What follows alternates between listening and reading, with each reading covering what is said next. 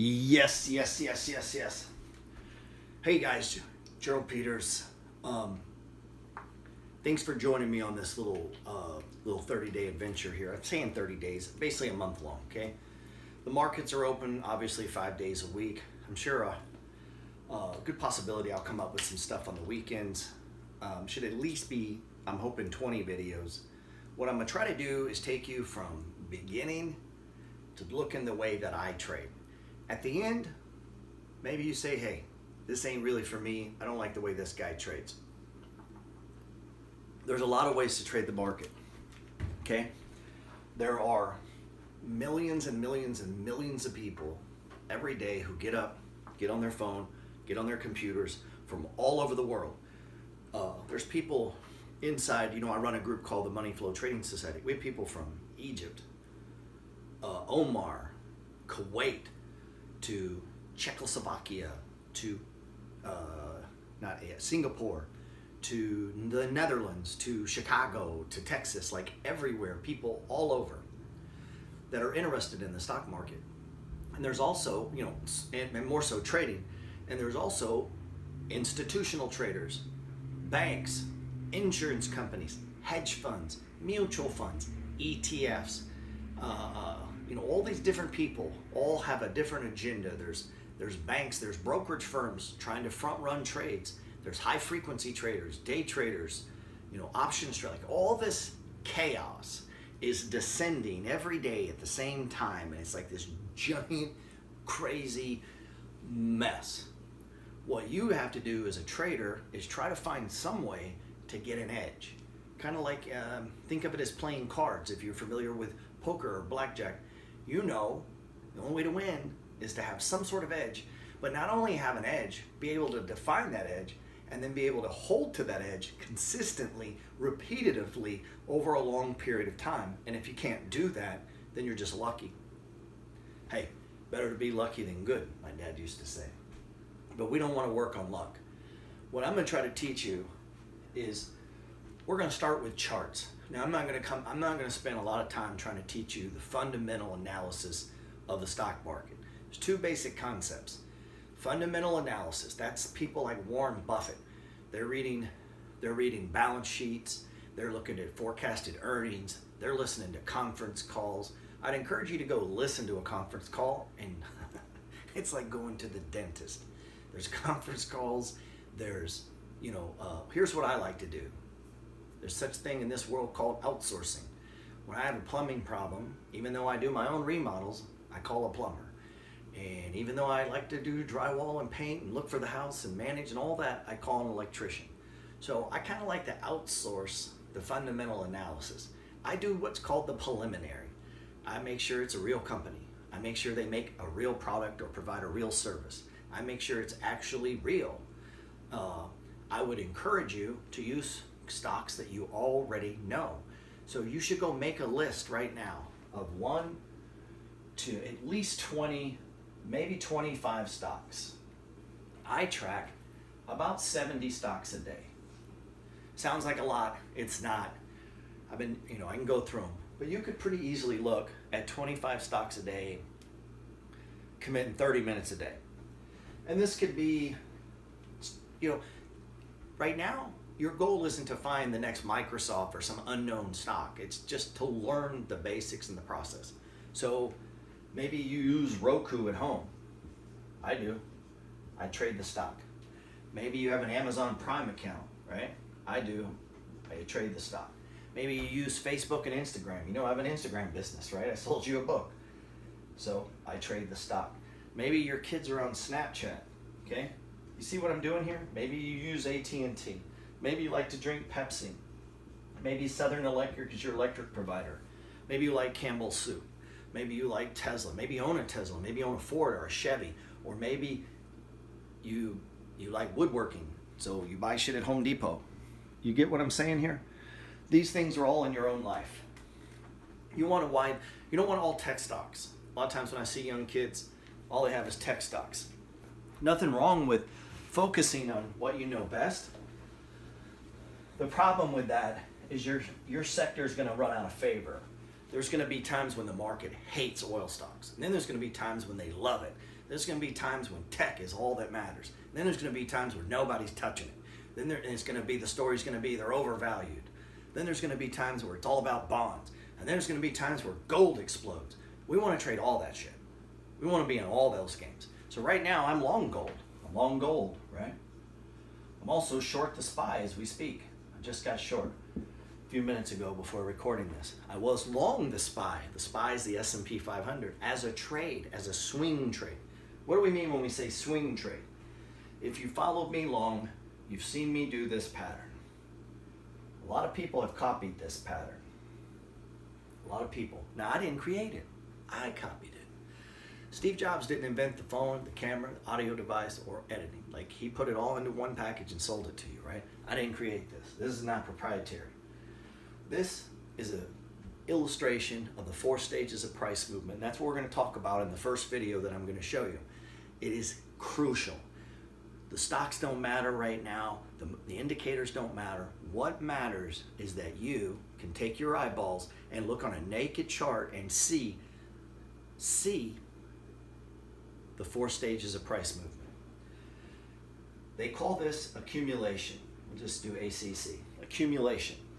They call this distribution. Now, just use your brain. What do you think distribution means? It means to push out. So what this means is, as a stock runs up and it gets to the top, and you're going to see, it's not going to be a perfect line, right? It's going to be up one day, down, up, down, up, down, up, down, up, down. What that means is funds are unloading their shares, or private traders, or hedge funds, or institutions. There's just selling.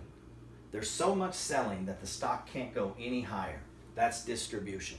Down here is accumulation. Every time there's a seller, there's a buyer, and the stock can't go any lower. Now, usually it happens after a big decline. These are our money makers right here. This is a trend up, and that's a trend down. This is a top, and this is a bottom. And I believe that on all levels, from a 5-minute chart to a 1-day chart, price moves within the context of these four stages if the stock is being moved. Meaning, some stocks don't move. Like, go look at, like MFA, which is a mortgage REIT. It's like this. It's just not moving. But when it wakes up, it'll break out. The breakout is what I teach in the book, The Money Flow. Inside of that book, I'm teaching one part of the money flow strategy. Why did I just put one part in there? One, I think it's too much for one book for me to try to explain to you how to trade all 4 stages. I think it's going to take you a year, 2 years of trading every day to master the shit that I'm going to show you. If you think you're going to watch 30 videos, walk out of here and be just killing it, you're crazy. It takes time. There are still going to be gray areas. There's still going to be, oh yeah, you, like the guy or gal with no experience, or the person that gets super emotional, or that when you see your account balance drop by 5% because of a price shock, because of a tweet from Trump, or from shit that happens in North Korea, and you freak out and go and start selling things, and you shouldn't have sold, you just started over. See, every time that you break the rules of your own system, and you need to create rules, so what I hope at the end of this is you being to create your own set of rules. Maybe you only use half of what I use, but you have to do this. You have to have a way to pick your stocks. And this doesn't have to be magic, okay? I just gave you a way. Go pick all the shit you own. I spend most of my time looking at the same stocks. I'm not a guy who'll sit around reading, looking for new, crazy, low-prec stocks that are going to go high. I don't do that. Luckily, I'm in a group of people. Some of them do. And when they find them, they share them with me. And then I get over here and I put them on my little chart, and I didn't have to research them. Okay? In exchange, I follow these 70 stocks that I mentioned, and when they break out, I share them with them. And we trade as a group, and that can help you. You may not be ready for that right now, but the dynamic of a group can help you. One, it'll keep you accountable. But if you're going to trade different than we do, like, you're just going to confuse, like, just do you. Go do you, okay?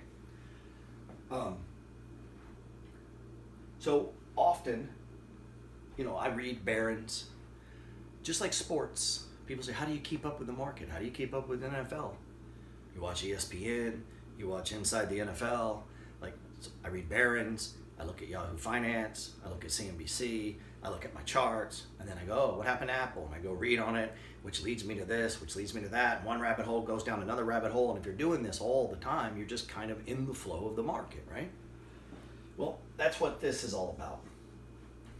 We want to be in the flow of the market. And every stock in the world, all 9,000, will do this.